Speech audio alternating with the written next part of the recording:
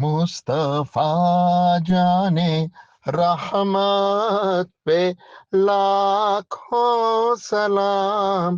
बिस्मिल्लाहिर्रहमानिर्रहीम, अस्सलाम वालेकुम। इमाम अहमद रज़ा ख़ान के मानने वाले मुशरिक हैं, कब्रचाट हैं, ये बिद्दती हैं।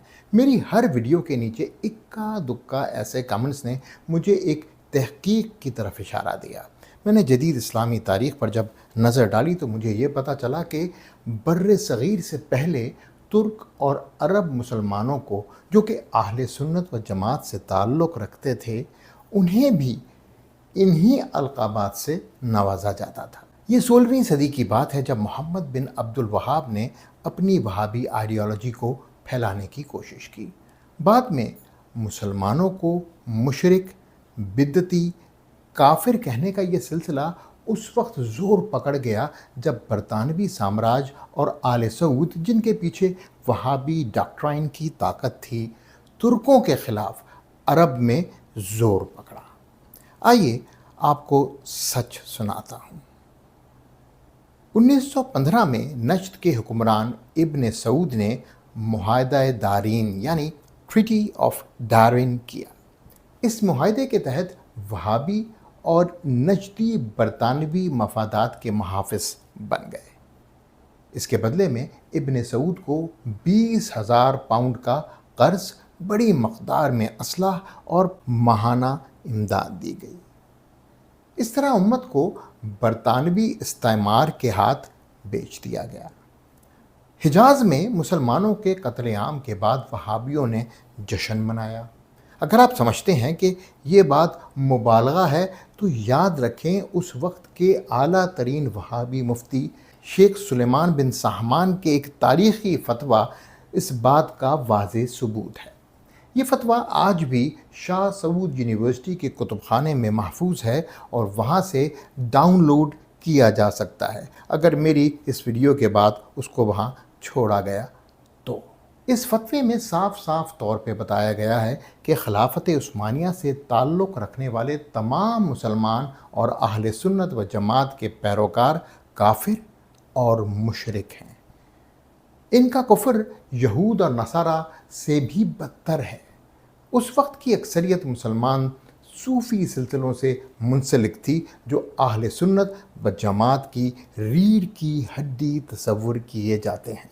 सुलेमान बिन सहमान के मुताबिक ऐसे मुसलमान अबू जहल से भी बदतर हैं। फतवे में एक और चौंका देने वाली बात है, और वो ये है कि अगर उस्मानियों और बरतानवियों के दरमियान जंग हो और बरतानिया जीत जाए तो हकीकी मुसलमान यानी वहाबियों को खुशी मनानी चाहिए, क्योंकि जो लोग बरतानवियों के हाथों मारे गए वो मुर्तद और मुशरिक थे।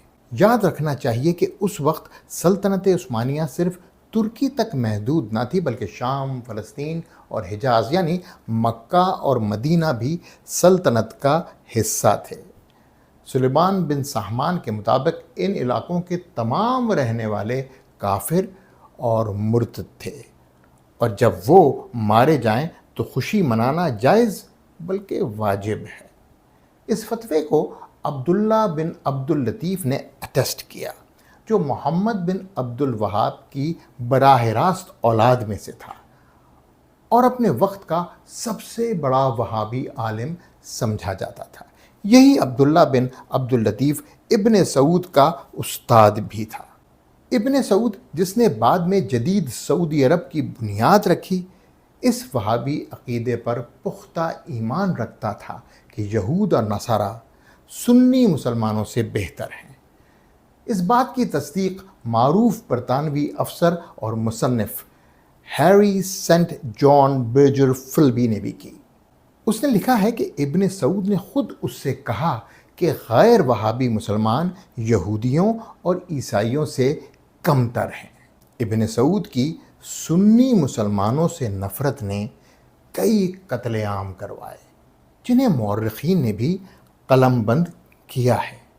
इसी वहाबी बरतानवी गठजोड़ ने मौजूदा सऊदी अरब की बुनियाद रखी, जिसमें हिजाज, मक्का व मदीना वहाबियों के कब्ज़े में आ गया, और इसी इत्तेहाद ने इसराइल को अरब दुनिया के क़ल्ब में قائم ہونے کی اجازت دی۔ آج فلسطین کی جو افسوسناک صورتحال ہو یا اسرائیل کی بے باکی، در حقیقت اسی صدیوں پرانے وہابی برطانوی منصوبے کا شاخسانہ ہے۔ وہابیوں اور آل سعود نے ہمیشہ امت مسلمہ کو دھوکہ دیا اور ان کی پیٹھ میں چھرا گھونپا۔ یہ پوری داستان وہابیہ بتانے کے دو بڑے مقاصد تھے۔ نمبر ایک، موجودہ انٹرنیشنل اسٹیبلشمنٹ کے سیاسی مقاصد آل سعود کے ساتھ ان کا کھلا اتحاد مسئلہ فلسطین پر ایک کاری ضرب کے علاوہ اور کچھ بھی نہیں۔ نمبر دو، مشرک، بدعتی، قبر چاٹ، اس قسم کے القابات جو اہل سنت و جماعت کو بر صغیر میں دیے جاتے ہیں، ان کی تاریخ بر صغیر سے نہیں، عرب سے شروع ہوئی۔ اگلی ویڈیو دو بڑی چیزوں پر مشتمل ہوگی۔ ایک، امام احمد رضا خان کا صالحین کی قبور پر مشرکانہ انداز سے عبادت کرنا قرآن و سنت کی روشنی میں کیا ہے۔ نمبر دو، خانہ کعبہ کے وہ امام جن کا تعلق اہل سنت و جماعت سے تھا، ان کے ساتھ وہابیوں نے کیا کیا۔ یہ تاریخ کا وہ پہلو ہے جو ہماری نظروں سے کبھی بھی نہیں گزرا، اس لیے ہم عرب اور عجم کے وہابی دیوبندی کنیکشن کو سمجھ ہی نہیں پائے۔ انسنی باتیں، جواد رضا خان۔